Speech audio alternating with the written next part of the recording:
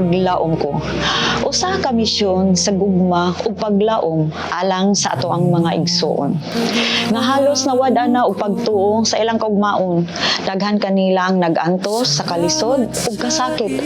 Apan pinaagi sa gugma sa Ginoo, atong gipakita nga adunay mga tawo nga anda mutabang sa mupadayon ug paghatag ug paglaom.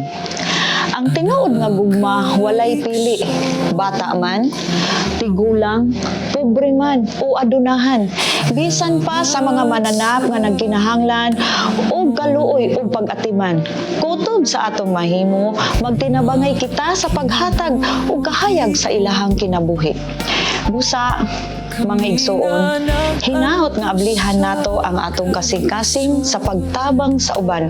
Ang inyong gamay nga tabang mahimo ng dako nga paglaom alang sa nanginhanglan. Kamo mahimong instrumento sa gugma o panalangin sa Ginoo. Kini ang programa nga Gugma Mo, Paglaom Ko.